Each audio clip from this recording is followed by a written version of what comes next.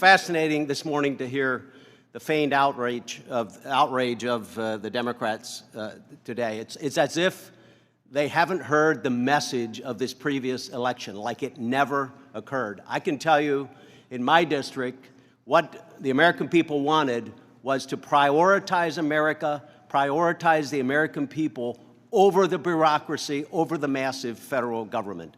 Do you know today that government spending is over 1/3 of GDP? This is what the Democrats are defending. Over 3 million employees in the federal government alone, not including state and local.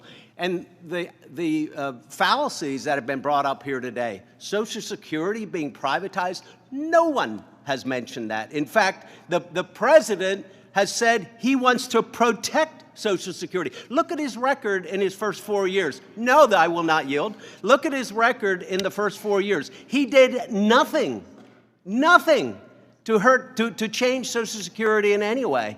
And he said multiple times he's going to protect Social Security, going to protect Medicare. And I can tell you, every Republican on this side of the aisle believes and agrees that we should protect the vulnerable among us. We should protect those programs for individuals who truly need them, who have been paying into the system. So it's bizarre. It's outrageous, the kind of things that they've been saying. Now, let's talk a little bit about Musk. And Mr. Larson in particular knows that Social Security will be bankrupt in 9 years or 10 years. At that point, no, I'm not going to yield. You had your time. You had your time. Will be in 9 or 10 years, projections show that what is owed in Social Security will be more than we're taking in. So you ought to be extremely happy if we're finding waste in the system, because every dollar of waste in Social Security, in Medicare, in every other program, every dollar of waste and fraud is a dollar that is available to the people, to the recipients who deserve that service. So, you know, many presidents have tried this. We've seen under the Clinton years, they trimmed back the federal workforce. Nixon talked about it.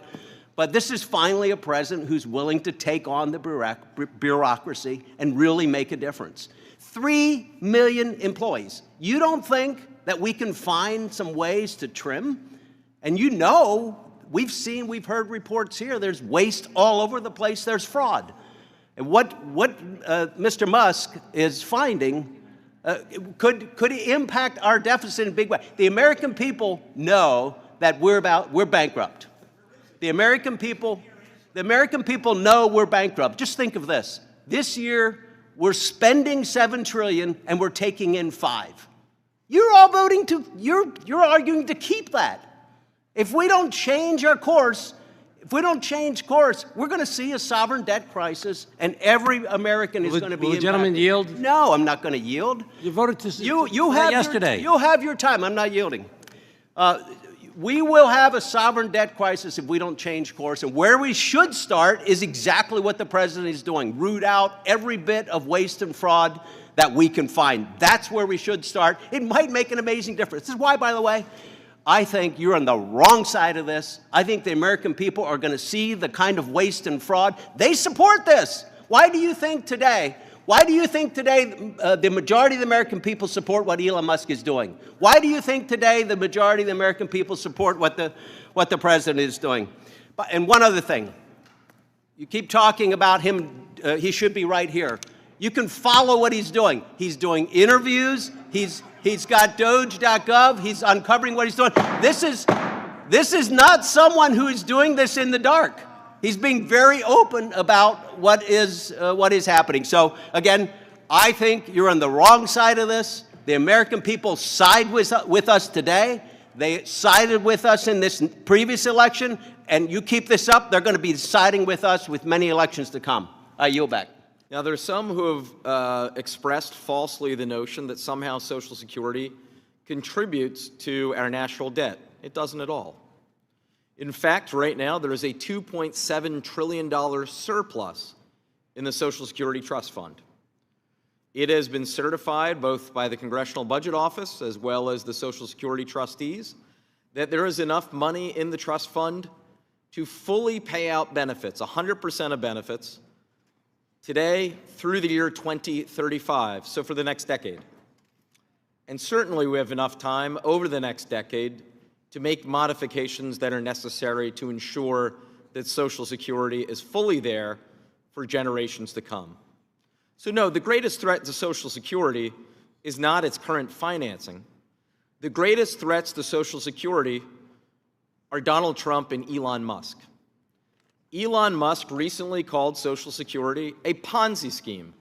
Not the first time, by the way, that he has used that exact term, a Ponzi scheme.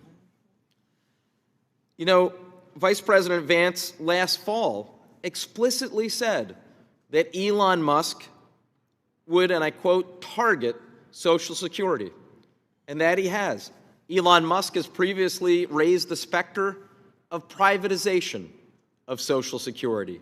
This is also not the first time that we have heard of a Republican effort to privatize Social Security. Exactly 20 years ago, when George W. Bush won re-election, right about this moment, he said, and I quote, "I have political capital and I intend to use it." He wanted to spend that political capital on the privatization of Social Security.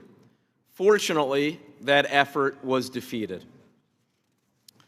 Elon Musk is not the first and won't be the last Republican to call Social Security a Ponzi scheme. There are multiple Republican members of the U.S. Senate serving right now who called it exactly that, a Ponzi scheme, one of whom went further and had legislation that every 5 years, Social Security, Medicare, and Medicaid would have to be reauthorized or they would go away. That is the ultimate goal. We should be under no illusion whatsoever that this so-called DOGE effort is to identify waste or fraud. Social Security is a 99.8% accuracy rate. Private sector would do well to meet such a high rate of 99.8%. It is no wonder that Social Security is the most popular government program that we have. So on behalf of my own father and the tens of millions of Americans who rely on Social Security, who have earned that benefit, I know that we on this side of the dais will continue to speak out and defend it. With that, I yield back.